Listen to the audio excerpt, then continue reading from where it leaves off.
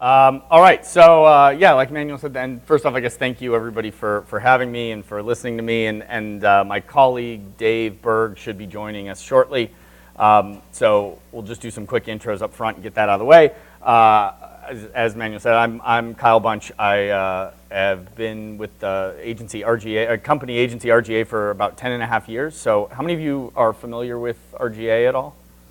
Just a handful. Okay, so we'll talk a lot about us throughout the day, so I'm not going to bore you too much, but I guess kind of key detail to know, we're about to celebrate 5 years since we first opened here in Austin. We've got offices around the world, but we have an office here of about 45, 50 people working on clients like Sonic and Verizon and a few different things for kind of Frito-Lay brands. So doing some really interesting stuff, and if you're interested in work, whether it's internships, full-time jobs in the sort of advertising or kind of consulting world, we should definitely talk afterwards.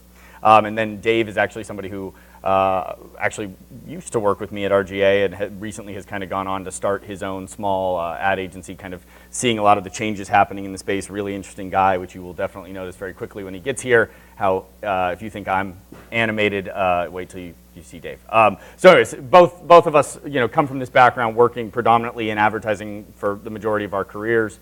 And kind of the talk that we want to give today, I think, is reflective of guys who have 35, 40 years of advertising industry experience and are seeing that things are changing really fast, and that a lot of, I think, the sort of tools of the trade and the industry that's been built up around advertising is getting disrupted really quickly. And we kind of wanted to talk from the perspective of what we see as sort of the truths in advertising and kind of some of the paths to best work. Certainly for big brands, and this is a lot of the same way we would talk to the kind of big brands, but certainly especially for, if you're thinking about getting into the kind of startup world or just, whether it's starting your own company or just working at a company that doesn't spend $1 billion on advertising every year. I think a lot of what you're seeing out there today are companies that are really thriving by kind of doing things differently, reinventing the rules. We're going to talk a little bit about, or at least I will talk about, what we've learned from the years of doing that. So feel free to kind of raise your hand throughout. We'll make time for questions at the end, but if there's something that you question as I'm going, I'd love to hear it and have a conversation. All right, so I think like I said, we sort of approach this in terms of how can we impart something that kind of help you guys as future leaders in thinking about how you kind of market and talk to consumers in smarter ways with less pain and frustration. And I think what Dave and I have been sort of drawn to together over and share a lot of pain around is the emergence, especially over the last few years, and the rise of sort of Google University and people thinking that they're an instant expert on anything by searching for it, is this idea of best practices. And so I think particularly as social media became one of the dominant ways that small and big brands alike were talking to consumers, and those spaces were changing quickly, people were trying to make sense of them. There was this real rush to have all of these sort of best practice guides to building a brand, to creating a great social media content, best practices for the perfect Instagram post, best practices for everything. And really, at the end of the day, best practices are really just kind of this fast track to replicating the stuff that's already been done. But you see it time and again. I think particularly, again, social media has been, a space that, this sort of perception of free that where it, if you're talking to a big brand, they spent $1 million to launch their website a few years ago, but today in the afternoon, one of the interns fired up a Facebook page and suddenly they're on social media and they've got a presence and it cost them nothing. And so they've kind of valued it oftentimes at nothing, and it led to this now what we're going on kind of 10-year period within the industry where there was a lot of failure to kind of understand what was happening within social. You had a lot of decision makers who wouldn't go anywhere near a lot of these platforms in question, so their understanding of how you advertise to a consumer in a place like Instagram or certainly Snapchat, totally foreign to them when they're not there, and if they're there, they're in this sort of, it's like they're visiting the zoo, right? They're kind of like pulling up and sort of looking at people in a sort of anthropological sense. It's rather than actually kind of getting in and living it and getting into more of that kind of consumer mindset within that space. So, long story short, we've gotten to a place where everybody loves to kind of wrap themselves up in this notion of best practices, and it's led to this sea of sameness of copying a bunch of stuff, of brands trying to talk like hip influencers, and a lot of regrettable stuff that I think we all have probably experienced and cringed at. And so what Dave and I have really been trying to champion is is, how do we kind of flip that script and get to a place where you can be more brave and where you can have fun. I mean, you see the few kind of top brands where you see what they're doing in social, and it just feels easy and effortless and true to who they are, not like something that's really forced and awkward. And so, kind of building around these two ideas, and the names may not be as imaginative as we'd like, but it's all sort of theoretical, early stuff that we're sort of sharing and how we're talking about this stuff with you guys. And the first is really this sort of sense of purpose, right? And why do you exist? And I think, this is, in and of itself, sort of the script has flipped there from sort of, we exist to sell products and to make money, and here's how we kind of translate that, try to roughly get people to care about it, to really having to go deeper when there's everything's being aggressively commoditized by, Amazon on down, and suddenly the value of a brand is a lot different in a world where, you're not necessarily putting as much time into, going and seeking out one brand at one store, but you're able to ask Amazon for anything, and you're just looking at lowest price, best review. All of these, billion-dollar P&G built brands don't necessarily stand up as well in that world. So really kind of how do you, there's this new playbook for brands we'll talk about, and then the second is that sort of idea of connecting that to the truth in the world, and how do you kind of connect that to consumers' lives in an authentic way, not this sort of old top-down way. Anyways, jumping ahead of myself. So first off, that kind of finding your purpose, finding your why, and this, I think the tools of the trade that you guys should watch out for. Two other sort of bad words, or the sort of bad words of best practice in this space, is brand positioning. And so, some of you guys have maybe worked on or seen a brand positioning document. It's really, an exercise in taking, what is ultimately a very, personal thing of how are we going to sell a product that lots of humans have worked hard to make to other humans. It's nothing but like sort of real people, and how do we strip all of the humanity out of that into a document that sort of treats people in this sort of alien, dehumanized way, looks at our product in a way that's very abstracted away from what it really is, and starts using, buzzwords and jargon, and even just, what is our essence, what are our attributes, and really, you get to these things that are, always beautifully constructed by people with lots of degrees. They sound great. Again, they are sort of a wonderful blanket to wrap yourself up in, to feel like what we're going to go out and put in the world it's totally on point. And sometimes it's been, absolutely what we need to sell a big, bold new direction to an advertising client is, here's how we got there.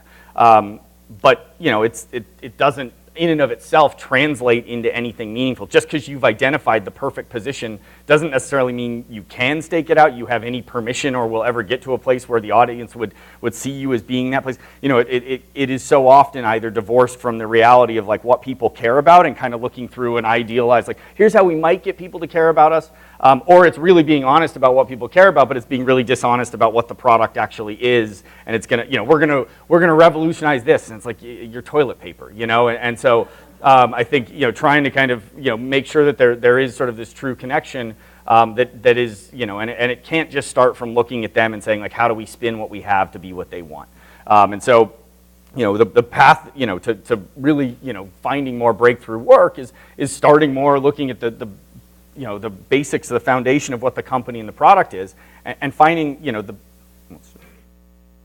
oh, still got this, and finding the passion. And so, we've curated just a few background examples. We'll flash through, let them wash over you. But Yeti here in town is one of the sort of gold standards right now in terms of a brand that's growing really fast without having to spend huge money on kind of big top-down advertising. And a lot of it is that you see anything that they do, whether it is content that they're putting out on social, whether it is visiting their great kind of experiential flagship. Oh, there's Dave Berg, people, ladies and gentlemen.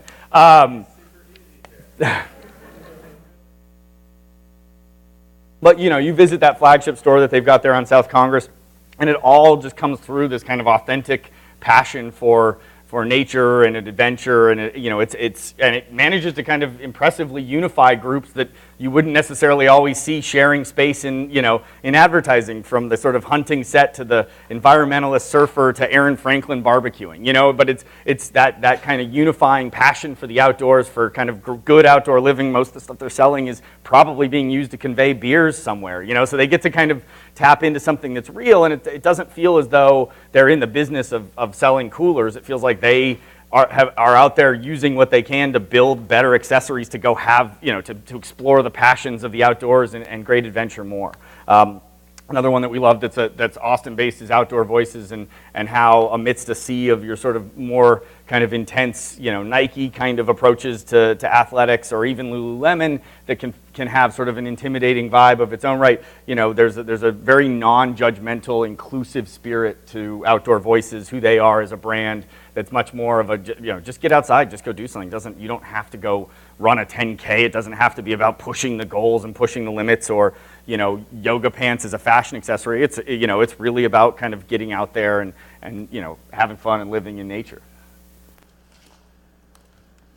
Yeah, talk. Come on.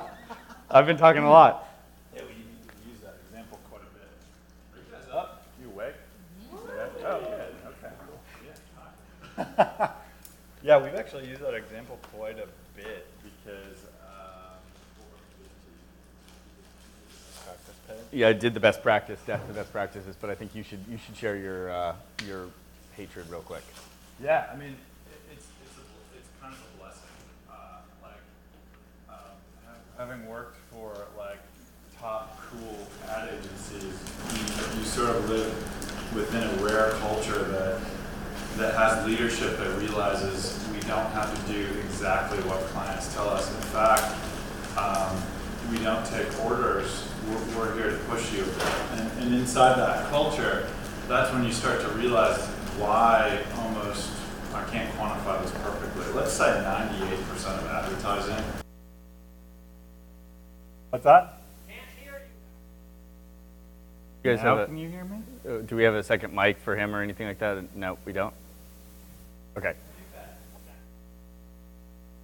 Okay, we'll work on getting that stand mic going. Yeah, well anyway. Dave can be louder. 98% of advertising is invisible. We can prove that through a recent study, but it's invisible because of following best practices and being completely ignorable. And what's great about Outdoor Voices is that they followed their heart and they completely reject the best practices that Nike and Under Armour and Adidas have set over the last 20 years of aspirational marketing. And we say that it's not easy for us to say due to the fact that RGA represents Nike, but they are making quite a dent. And it's because of them sort of bucking best practices. Yeah, I think, an extremely high-profile example would be Airbnb, who's done a great job, won a lot of awards, built a business really fast, again, sort of unified by, not looking at the business in sort of this strict, we're trying to move rooms, but this idea of fostering community everywhere, sort of unified kind of group of travelers that move seamlessly between borders and without judgment, acceptance, a lot of values of the brand that, as they started building those a couple years ago, weren't necessarily as controversial as they've become. And actually, you've seen where Airbnb's had a good deal of success being able to be some of the earliest kind of vocal brands speaking about out against the current administration. And it was because they had sort of built something that was true. It wasn't an opportunistic, how do we hurry up and have something to say here? We have values that are sort of being violated by what's happening out there in the public. We have a right, we have an authority to go out there and talk about it. And the brand has continued to grow and succeed over the last 6 months, outstripping the competition. That certainly has a good deal to do with it. A couple other examples, Glossier, who's was really a brand built out of a blog, out of woman's sort of authentic passion for unassuming kind of beauty that wasn't the sort of overproduced, overpolished L'Oreal, kind of traditional model, something that was much more accessible and really went from sort of beauty blogger helping to kind of open that world up to a brand that kind of extends those same values of, accessible kind of beauty that isn't, overly idealized or fake. And then lastly, I think probably one of the ultimate gold standards for a lot of people recently within the ad world would just be REI. And if you guys aren't familiar, their Opt Outside campaign over the last couple of years where they essentially, one of the most brilliant moves in advertising of certainly the last decade plus, but, you had everybody pushing Black Friday and they literally, came out with we're going to close on Black Friday. We're a brand that's about getting out and living nature. Of all of the times, the day after Thanksgiving, the day when everybody else is going to be at the mall, it's going to be miserable, is the perfect time for you to be out and doing something. We wouldn't, and once they do it, you kind of almost see this flip where you go like, well, God, it'd be utterly dishonest of them as a brand to not do that. Like it now seems completely, this is almost table stakes for a brand that wants anybody to perceive it as sincere, but obviously was such a kind of revolutionary leap to take at the time, and so I think those are just good examples of where a brand has sort of found that truth and is living it in interesting ways. And so we thought we'd talk a little bit about a brand that we've worked on and been closer to at RGA, which is Beats by Dre. A brand that we really helped worked with them as their first and only agency for the first 4 or 5 years of their existence, helping to kind of build that brand from a point when it had a fancy name attached to it, but that was about it, including dollars in the bank, to a $3 billion acquisition by Apple. And really one of the better examples, I think, of work that we've been involved with that is closer to that sort of finding a truth, and you'll see in a category that I think people had failed to find that real emotional connection and core. So obviously you're probably familiar with the origin story. Dr. Dre, looking for his next big thing after being on hiatus for a bit, comes to legendary record producer Jimmy Iovine, whose famous quote, screw sneakers, let's make speakers. Saw this opportunity within the marketplace where every rapper at the point, that was the point, I think Jay-Z had just done a big shoe deal with Reebok, all the kind of stars of hip hop were doing big kind of fashion deals and all, but nobody had pushed into this consumer electronics space, which was increasingly dominated by free, giveaway headphones. And Dr. Dre is not just somebody who's a accomplished rapper, hip hop star in his own right, but an amazing producer. That sort of negation of sound quality, everybody kind of moving away from appreciating the full kind of sound and everything that went into it, into this very stripped down things that are falling out of your ear every couple of minutes kind of thing, was pointed to an opportunity in terms of where the market had shifted,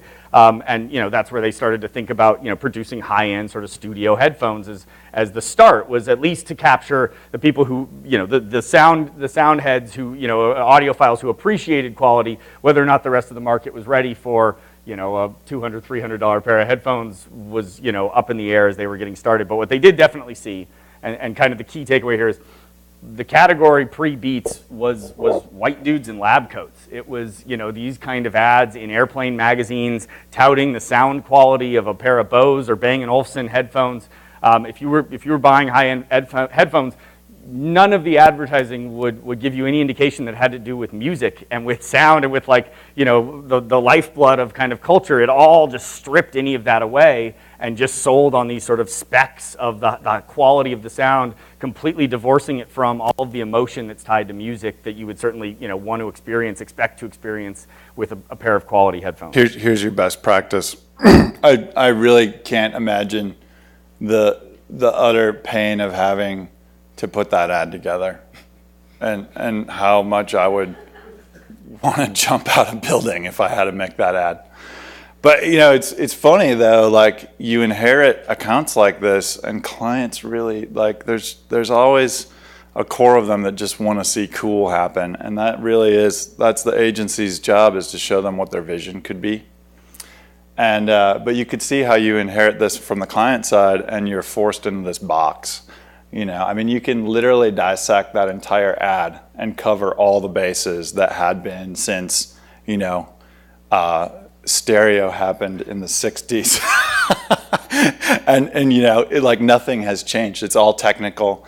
There's no what's really interesting is for how geeky and excited a Bose engineer should be about making the best speakers in the world. There's no heart in here.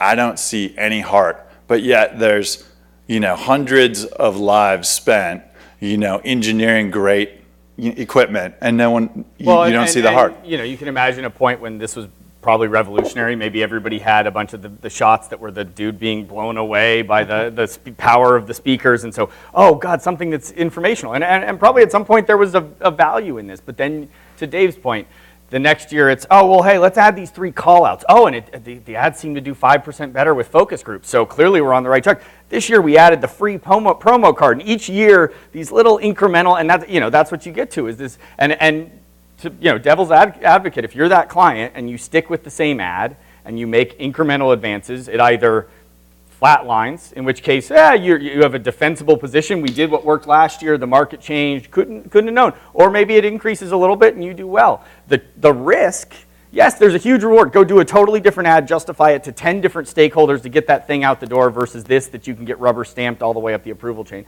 You take the chance on it. It goes big, yeah, maybe you're on your way to the C-suite, but it fails, you're gone for sure. So I mean, part of this is just the structure of how these companies are operating. As when you're at the agency, you're not presenting this to the CMO of Bose. You're presenting it to somebody 3 levels down who's totally thinking about job security, and that's that. So this, and I say it not to throw water on what we're saying, but just to say you can understand how we got to this place, because I know some of what we're saying is like, yeah, duh, like why do shitty work? Like why would you, and shitty work is sort of a byproduct of the system, and that we've largely built a system on both kind of agency and client side that oftentimes without pushing itself will just continue to do really marginal stuff.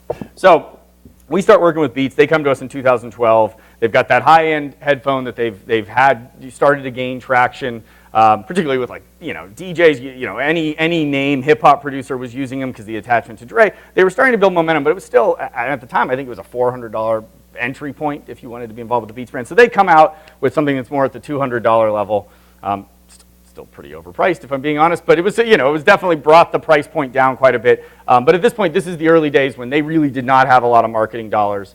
But they had people who had come from the music industry, and they had a lot of people who had come from places like Nike, who understood that attaching yourself to cultural moments in smart ways can allow your marketing dollar, if you do it well, to go really far. And when you've got Jimmy Iovine and a stable of musicians, and you've got the kind of relationships, you can do interesting things. So 2012, we've got the Olympics coming up, and we work with them on a strategy which is really simple.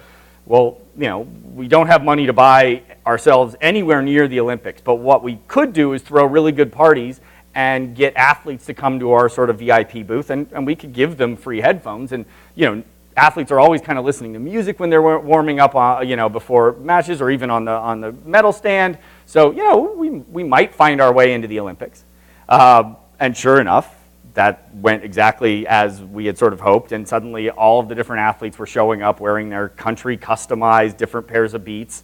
Again, you remember this is a product that was $400, $500. A lot of these Olympic athletes aren't necessarily millionaires in their own right. This was something that was huge to them. It was a great way to show off. Suddenly Beats is breaking through, and we had done some light, small social campaigns, but nothing huge, but the amount of attention. And so that was the start of this sort of, okay, this connection. Obviously we know that music and emotion is our real kind of differentiator. We need to kind of connect ourselves to the emotion of sound and music. And what is one of the great kind of proof points around that? It's sport, and it's and whether it's a big athlete who's getting ready for the Super Bowl, or it's just you trying to get yourself pumped before a workout. That's one of those moments that music definitely has this kind of strong emotional tie. And this is an interesting way. Okay, this starts and you start to see where we're starting to figure out how, as an upstart brand, we can kind of play into culture the right ways with the right kind of connections. And then the next kind of big launch for us, and the next kind of moment where we had to again sort of find that truth and a way to connect was around the launch of a miniature speaker called the Pill. And so there were plenty of the speakers on the market at the time, and so for us it was how do we kind of look at within this category break through in a different way. It's not really about sound quality as much as sort of we know that the difference with the Pill is it's usually a social event. It's how do you kind of bring people together? How do we create a way for this brand to show up that really sort of celebrates the kind of communal aspect of when you've got that speaker out and you're listening to music together as a group. It's kind of a different thing than the sort of pump up before a workout. And so we worked on this idea called the Pills, and the idea was here. This is probably less about connection to sport and more about the kind of connection to the entertainment side of culture. You're sitting around, you're listening to music together, you're watching something on the TV with sound loud. But so there's this interesting way to play in and be relevant and talk about culture. But how can we do that where we can show up and be quick enough to kind of can make the connection between these products and the moments that they're sort of trying to celebrate, that they were trying to inject themselves into. And I'll just, we actually brought a quick case study video on this one. I'll let you guys, let that one talk instead of me for a change. Yeah, so there we started to break through in terms of TV and kind of more traditional forms of advertising, but with a mechanic that kind of gave us a way to play really fast. You saw the Miley Cyrus one. That was literally some of the Beats guys at the rehearsals on the Friday when the show's on Sunday going, hey, this is going to happen, what can we do about it? And we've got, you know, made the arrangements to have the ad block right after, so you imagine like it's literally cut to commercial right after Miley's twerking, and there's these two guys commenting on it. And then we had built this using the Unity 3D game engine. We had actually built kind of a quick prototype kind of rendering software so that we could do these voices and do these kind of characters on the fly. And so we put it all together really, really fast. And again, this was, you know, Beats stretching its media dollars. They weren't able to have the sort of 5 or 6 spots at the VMAs that some of the competition did, but they had the one that kind of stole the show, you know, by you know, finding that meaningful connection to culture in this authentic way.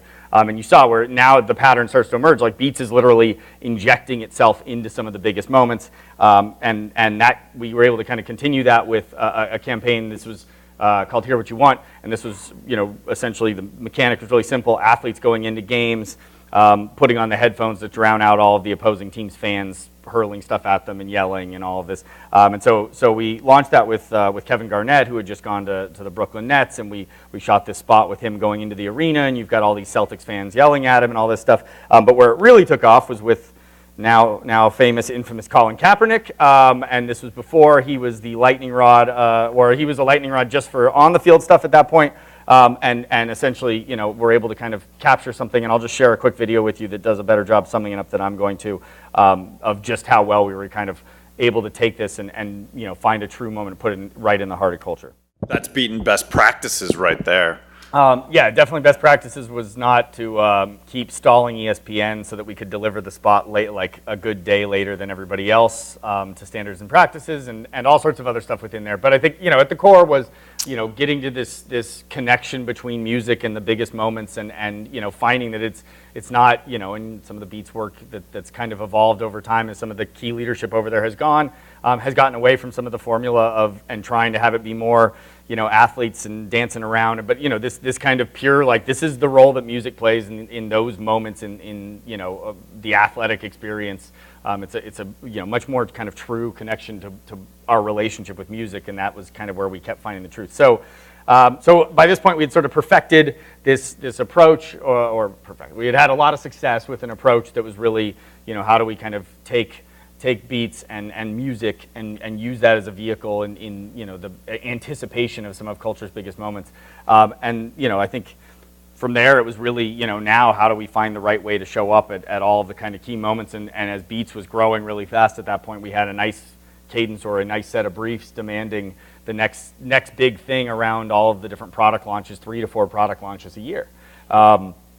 And so the first kind of big one coming out of the success that now we had, by getting that traction that we had between the pills and the Hear What You Want work, that we're starting to sell a lot of those wireless studio headphones, suddenly the dollars started to come a lot more in terms of ability to kind of do bigger things. And so it went from just the side, you know, certainly we didn't want to lose that kind of scrappy, move fast angle, but now it was like, but we're going to have kind of big dollars to do bigger things. And so we started looking at the launch of the Solo, which was a more accessible kind of wireless headphone, like a $200 or $300 versus the $400 or $500 studios.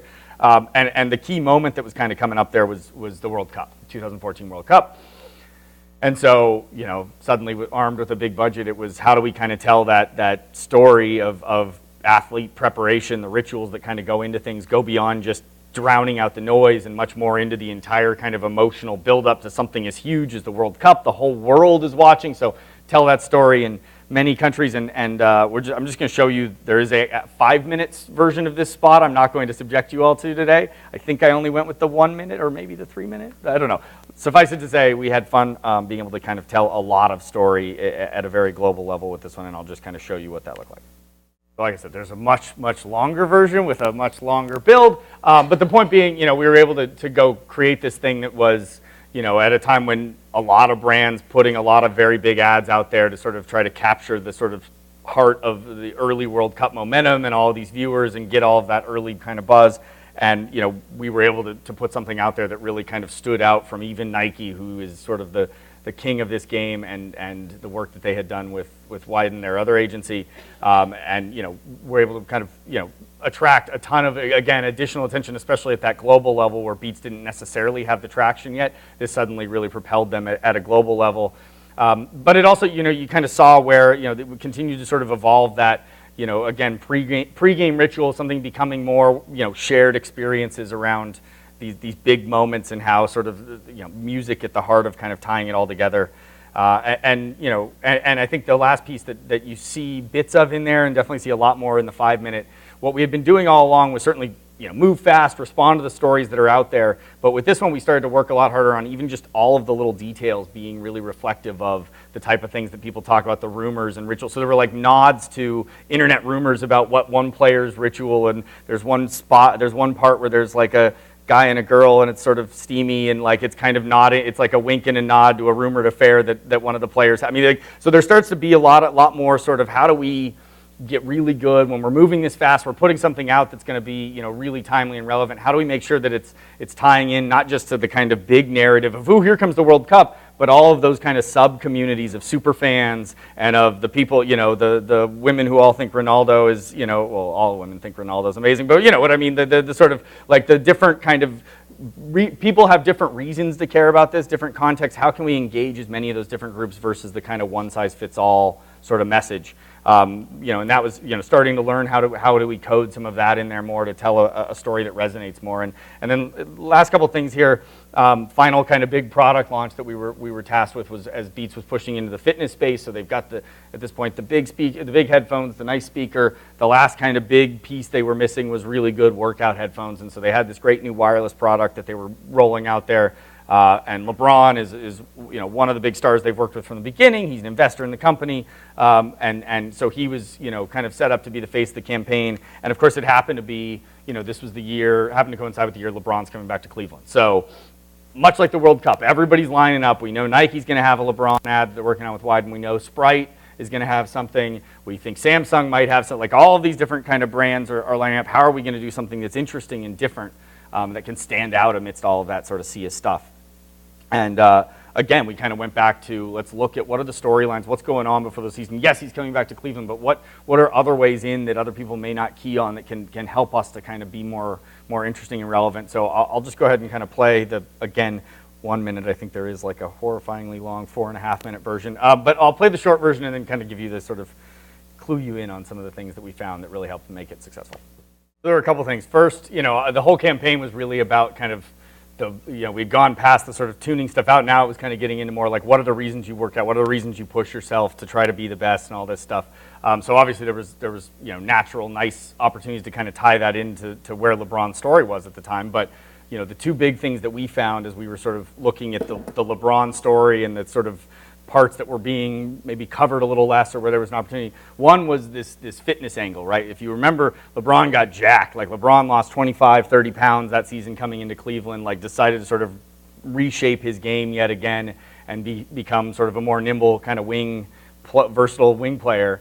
And so he lost all this weight, and there was all this kind of talk about that. And we sort of saw, okay, let's, workout headphones, this can kind of be sort of the unveiling of LeBron in like ripped up shape, and it gives him a chance to kind of show off and can really kind of tie into how people are talking. The other was the sort of mom angle, and what we found as we started getting into it was that as LeBron was going home to Cleveland, his childhood home in Akron was actually being knocked down.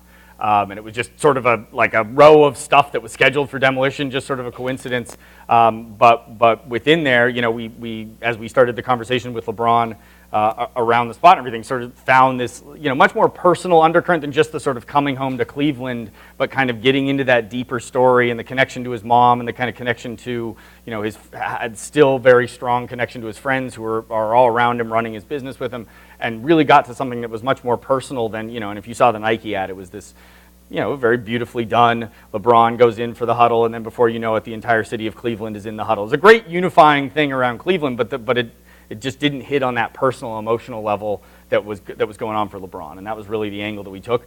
Nice byproduct of that, again, in the sort of moving fast.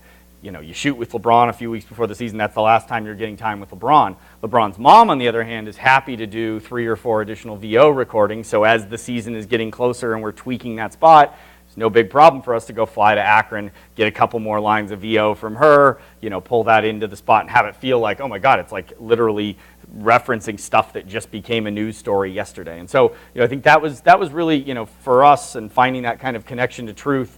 A lot of it was, I keep going back to the speed of culture and moving fast, but I think that was that was the opportunity and the challenge for Beats, you know, is music, that connection to music and passion in the moment. That was in hindsight an obvious place to play that people had missed. The need to tell it quickly in a world where culture moves really fast, and those emotional connections are a lot less strong when you're telling a story about a song with a song that's 3 months old, or telling a story about a Super Bowl win that happened, you know, months ago, versus kind of having these spots that feel like they're ripped from the moment, that feel like, wait, did they shoot that with Richard Sherman literally right before that game? It felt that way, you know. So I think that you know, how do you find that truth, but then make sure you're telling it in an authentic way that doesn't just feel opportunistic, but is really, you know, of the culture. I'd just add, I mean, if we go back to best practices, advertising best practices tell us to find a big celebrity and put our brand all over her or him. And that's why, again, most celebrity advertising sucks. We expect all of it, and it feels gross. And so we're over it. And then influencers came, and now we're starting to do the same thing with influencers. And when you get to the why, when you understand why you exist, you know, in the case of Beats, it's, you know, you see a meditative and emotional power to music. We listen to music for so much more than just sound quality, but it means something to us. And then you layer truth over that, you find opportunities. Like when you join LeBron in his homecoming, you find that beautiful truth and how music overlaps with it, and you expose a new dimension to him, right? And so, like, breaking best practices, especially in the realm of celebrity use, the brand should actually get credit for exposing new dimension to the celebrity. And so often, literally, the brand is sort of second fiddle to the celebrity. And so it's kind of what we mean by breaking best practices there. And yeah, like I said, there was these 3 spots that wound up going live on that same night, and ours wound up generating 13.3 million views in the first week, to the other two's, you know, much more modest figures. And you know, from what we could tell, and certainly looking at the comments and the way that it was covered, again, that sort of more timely, authentic story at a moment that was, you know, it was a very real human moment. And so, you know, having something that got more to the heart of that, you know, clearly resonated, got more shares, all that. Last piece of work I wanted to show, which for me, having worked on the Beats account for several years, was sort of a beautiful kind of culmination, or kind of, you know, final big win for us, although we did a few things after this. But this was, you know, I think the most successful thing we did for them, which was the work that we did in support of the Straight Outta Compton movie. And so this was, you know, here we were, this time, it was really just a brand campaign. There's not a product to promote. Certainly they wanted to see the movie do well, but it was a Universal Studios movie. I mean, they didn't have any financial stake in it outside, I'm sure Dre did, but you know, as a company it wasn't, but it was, you know, just a huge brand moment. Your founder literally has a biopic that even, you know, winks and nods at the story, you know, of a founding story of your company. So, but you know, as you saw from a lot of the work that we had done with Beats, they really understood social and culture, but they were still a pretty top-down brand. Like they listened to the community from the bottom up and created great communications that reflected that. They did an amazing job of curating the greatest list of celebrities to endorse a brand, oftentimes for free headphones, because the allure of the Beats brand was so great. But they had a very sort of velvet rope attitude to towards broader kind of social participation. It was, you know, we might have a campaign, we might invite 40 or 50 celebrities, we might have tons of influencers come by Beats headquarters and shoot, you know, a shot on our famous red couch that's in our lobby and do all these things. But like, we're not necessarily looking for ways for everybody to kind of do the big UGC campaign, be part of our story. You know, let's keep it at like up and coming. You know, you got to have 10,000 influencers, 10,000 followers or something on Instagram for us to like acknowledge we know you in public. It's gross, but it was the way, and it was working for them. So a lot of times, even though we wanted and knew there were opportunities, trying to get them to be a more inclusive brand, for their, what they would call the sort of Beats army of fans, was tough. You know, and so Straight Outta comes along, and kind of the same pattern was at danger of repeating itself. They had all of the celebrities imaginable lined up, you know, and you see a few here, but it was Eminem, and you had, I mean, you know, this Rihanna, I think, like we had, you know, photo shoots with all these people to create the same sort of Straight Outta story, you know, and recognizing that, you know, this is much bigger than Dre. Everybody has this kind of story of where they're from, and the Straight Outta Compton visual gives us a nice kind of device to allow everybody to tell their story. But it was really going to just stop at, you know, let's have let's have this group of 30 or 40 people kind of tell their stories, and Dre gets a feature film. And we pushed hard and said, this is a universal human truth that goes way beyond just those people, and this is an opportunity to really activate everybody on a scale we've never done before. And so that's what we did. So yeah, by the end of 2015, Beats had like 70% of the headphone market, and I think something crazy like 50 or 60% of that portable speaker market as well. And obviously the sort of deep level of cultural kind of breakthrough. And I think I like ending with that just in terms of, the brand was able to make a breakthrough around their product and finding this kind of connection to culture and emotion. And then you see, how far they had come, that literally that just the sort of brand itself could be sort of a rallying cry, a platform for self-expression that went way beyond just kind of what music you like and into kind of where you're from, and something kind of that much more intimate and personal. And so, that's doing a lot of work in social. It's not easy to kind of get to that place where people are willing to sort of attach themselves in that kind of way. And yeah, the final sort of, big piece being obviously the acquisition by Apple, which came somewhere slightly before the Straight Outta stuff. And they've kind of continued certainly to have the success that they've had. We've continued to do some work for them, although nothing at sort of the torrid pace of this kind of 2012 to 2015 run that we had. And I think that's it for us. Questions? So, good questions. I think, part of it, the first part, and we spared you the like RGA history. A lot of our decks will have 10 slides of it.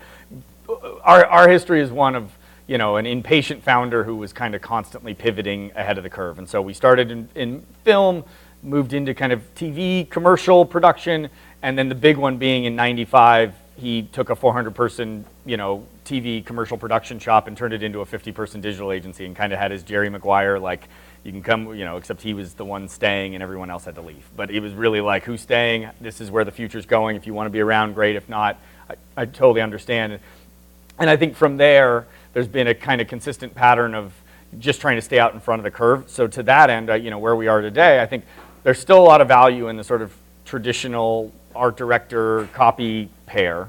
I think there's also a need, though, for those sort of conceptual creatives, along with these very tactical, day-to-day, just people who make stuff for social, who get a brief and immediately are thinking of 10 different things that they could go make. I mean, having that mix, and what we're finding is certainly a lot of times it's not going to be the same people who are going to have big idea in them and also think about how that translates to 12 different communities and platforms and things.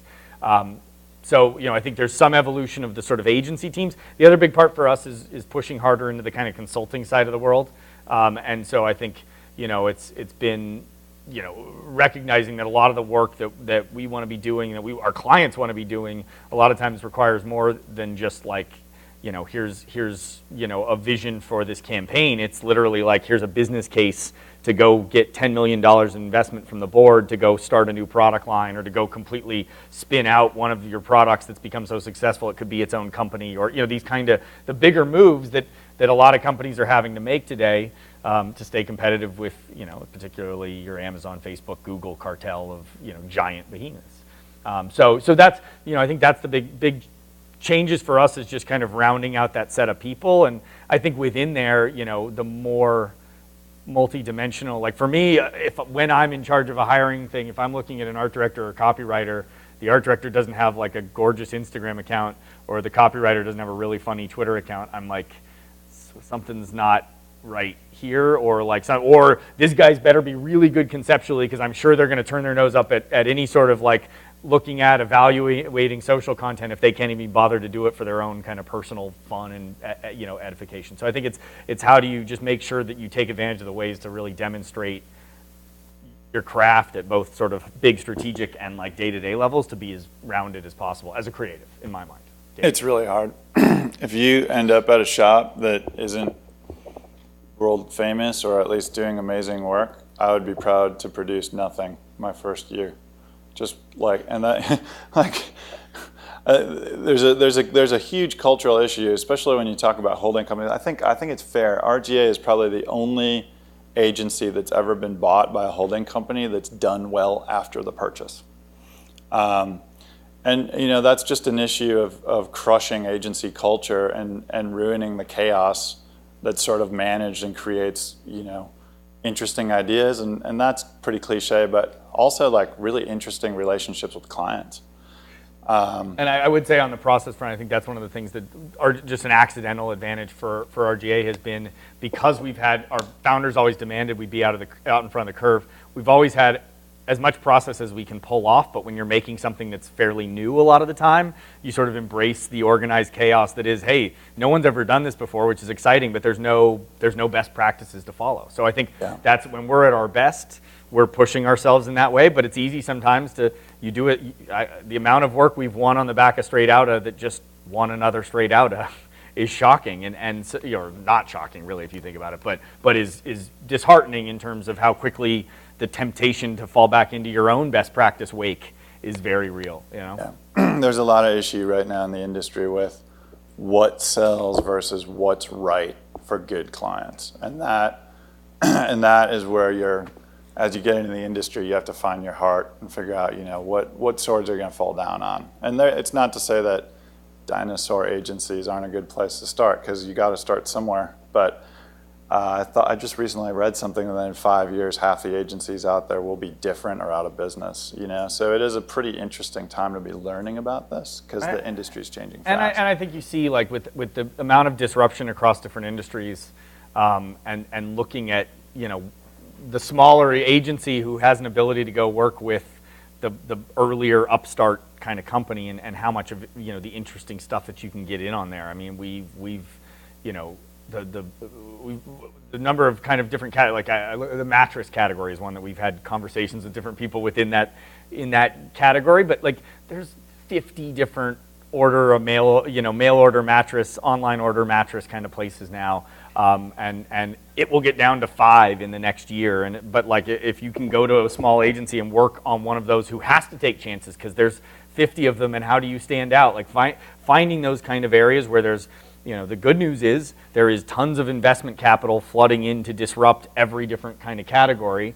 The bad news is in a lot of those startups, bad news for big agencies is those guys are smart enough to know, hey, our hard-fought $40 million from a VC, we don't need to go send 5 of it to a big holding company agency and all their overhead. Let's get this smaller shop and kind of, give them a chance, or even get the older traditional shop who's desperate to reinvent themselves and might take on some of that work to get some, kind of hipper, younger work. Wherever you are, whether it's finding the agency that's positioned well to do that work, to do interesting work, to be cheap enough that they can do work with a company who's the future, and have enough cachet that they can win, the clients that still are maybe more of a leader and are pushing the limits. Nike works with a lot of small agencies along with, working with a Wyden and RGA, and you can find those smaller kind of upstart shops who have done something right to win clients who you think are excited. Trust your gut. I think is basically what I'd say is like, work backwards from like who are the brands that you really admire that you're like, I would bet these guys are going to be huge. If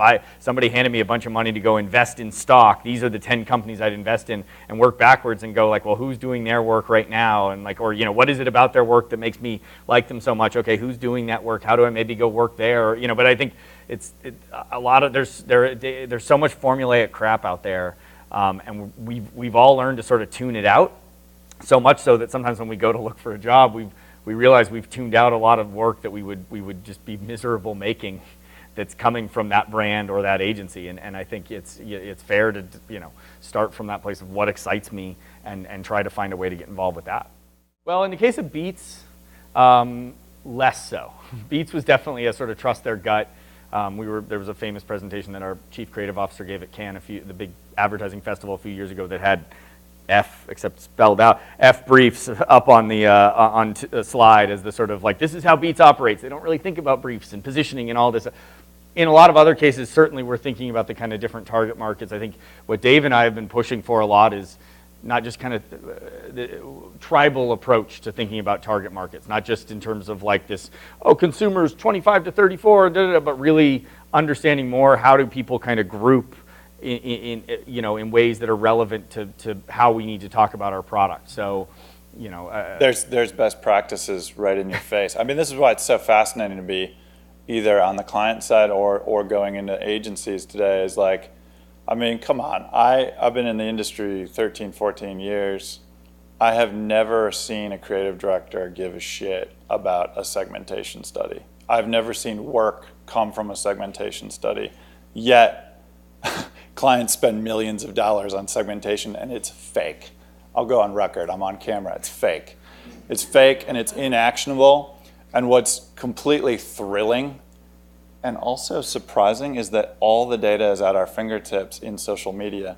I mean, the behavior in wild, the way people behave when they're out in the world is all there. We just have to dig deep and find it and then ask a few more questions once we're there. And it's amazing how lazy people get because they just do the Surface desktop and then you get the most average advertising that's ignorable.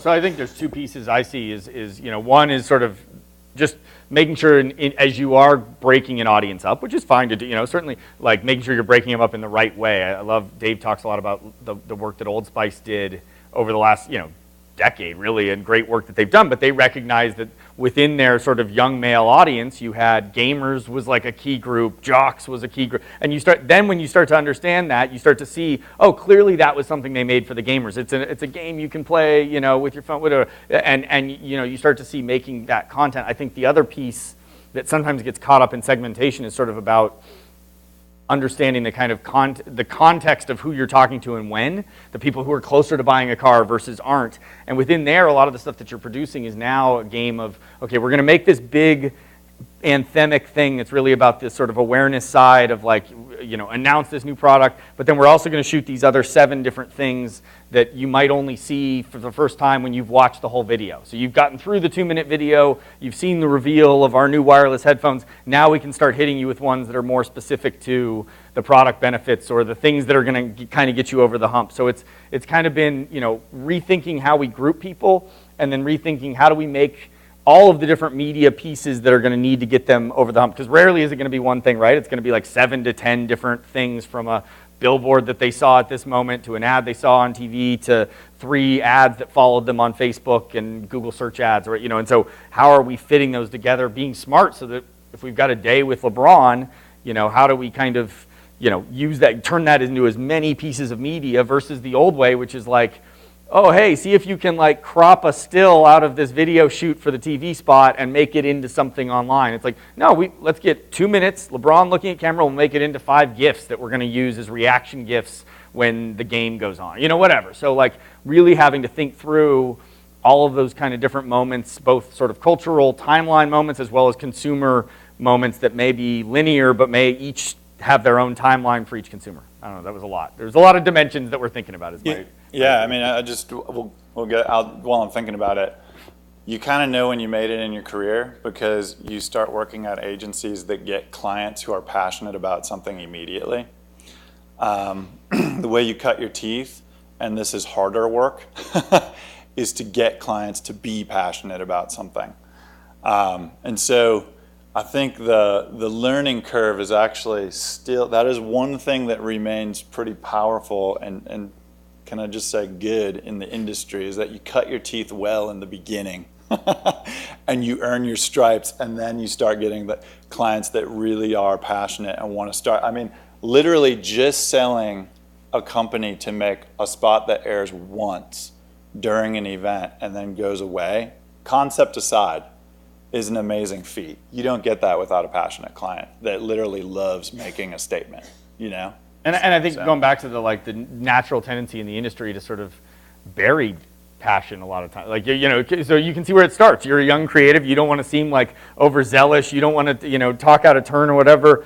But then the time comes to sell somebody, and those 3 or 4 moments before where you could have shown that you were passionate about something could have been, oh, did you see what happened in last night's game, blah, blah, blah, but you didn't. And now you've got to muster passion in a moment, live it. I think, for me, a lot of it, I use I think I found out the other night I ripped this off from Seinfeld, but it's you don't push a Coke machine over with one hard push. You got to kind of rock it back and forth, and then eventually it tops over. That's kind of how like selling those good ideas often is like it starts with just kind of like sharing something with a client that you saw on Instagram, like, oh, isn't this cool that somebody's doing this, and just kind of like planting a seed and seeing how he feels, and then you go, oh yeah, that's cool, and then you start to kind of go further and you sneak it into a deck at the end as the throwaway idea, and then by the third time he's like asking for it. He's like, no, let's build this campaign around that idea where we're going to have the virtual reality shoe that you find, and the whole thing. So live that passion, and I think selling gets easier. That's a really good point.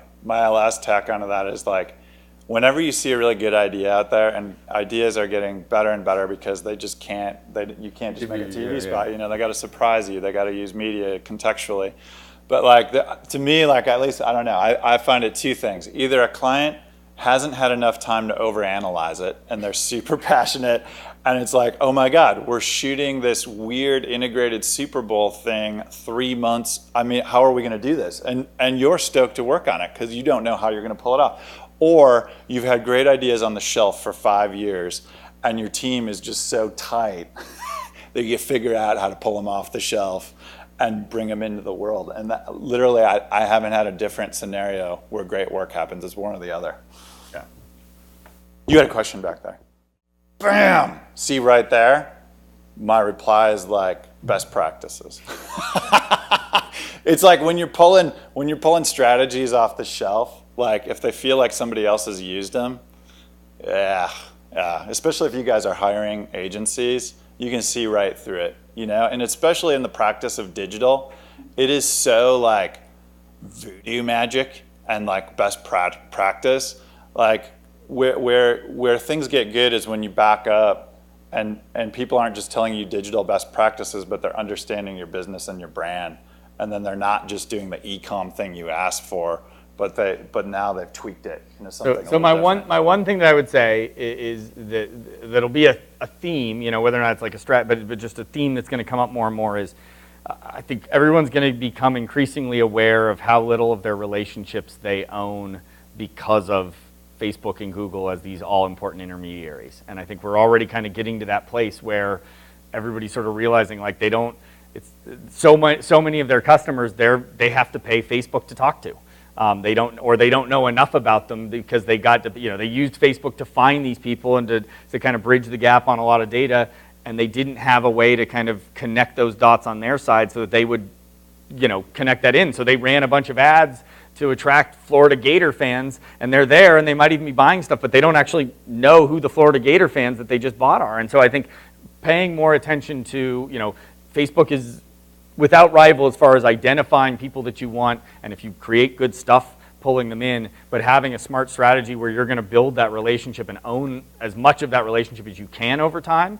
Doesn't mean that you're still going to need to use Facebook to advertise, but even there you can start to like segment, target people based off of people who have bought from you versus who haven't, people who have bought X and Y versus those who haven't, and so I think that making sure that there's a smart thought, which may be as simple as like having a good email newsletter and giving people a reason to sign up for it, or hosting digital kind of webinars and events that give people a reason to kind of give you an email address, or when you build your app, make sure there's a way for them to give you their phone, that they have to give the phone number to validate their account, but making sure that you have a way to get in touch with those people to start building a deeper idea of who they are that isn't always rented from Facebook and Google, because that rent's not going down anytime soon. I can promise you that. I think, one of the things that's becoming really clear when you just talk to people like people is they know that like even my mom knows she knows there's such a thing as an algorithm. And she knows that every marketer wants her email. So it's like when I think about how digital layers over the top of brands, like it's probably the biggest thing due to the fact that phone is our main screen now, right?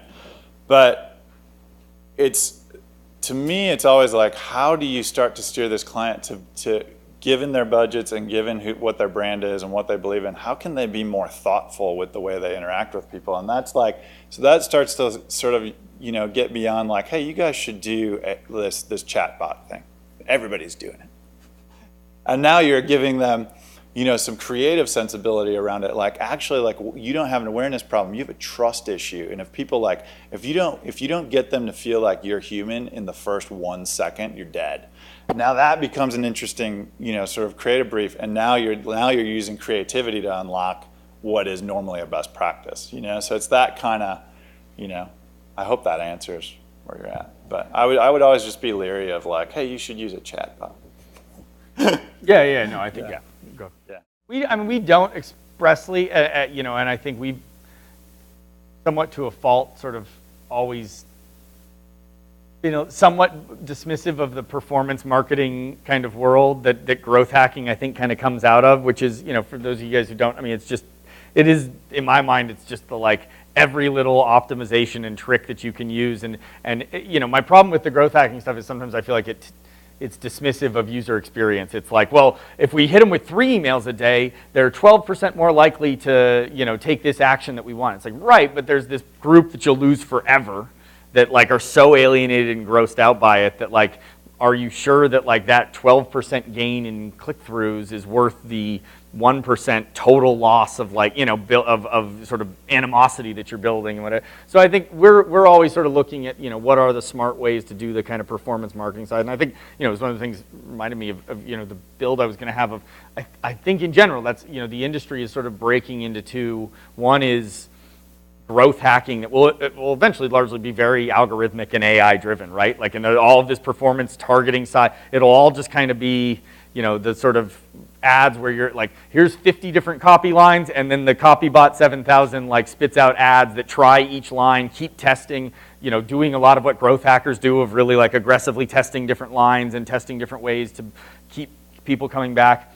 And then the sort of, like, rich creative side, which is what most people got into advertising for, that I think is getting smaller and smaller. It's on that side, increasingly becoming, the players that we have to play nice with / compete with are the media companies. And so it's really kind of become, like, your big idea, and you've got the Vices of the world coming and saying, like, hey, work with us and we can help you with media dollars that can give you reach, but we can also help with, a fun partnership and content with, stars and connection to talent. And then over here you've got the kind of performance side that's just like, cool, and you need to do all those things to build a brand, and then to seal the deal you need ads that are increasingly just going to have to get smarter and smarter and have less and less sort of waste and room for error and more targeted.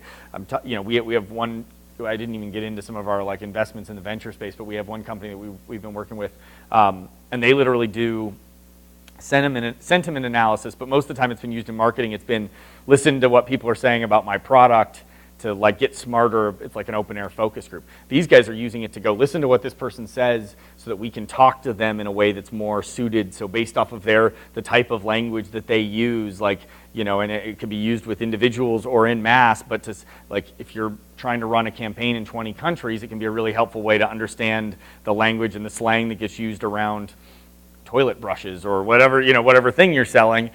It can also help with, like, picking up cues, like, this person's more introverted versus more extroverted, and there might be really meaningful ways that we're going to talk to someone differently based off of those kind of personality traits, which haven't typically been a core part of how we've segmented. So it's just, again, which goes into the, like, why I think that's going to get separated from the creative exercises.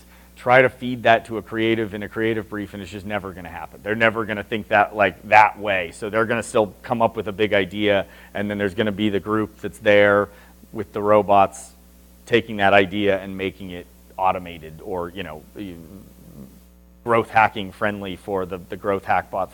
But in general, some of our clients like Verizon, who are very bottom line oriented, there is definitely a spirit of, like, how do we optimize every little bit. Because, the expectations around growth and performance are huge.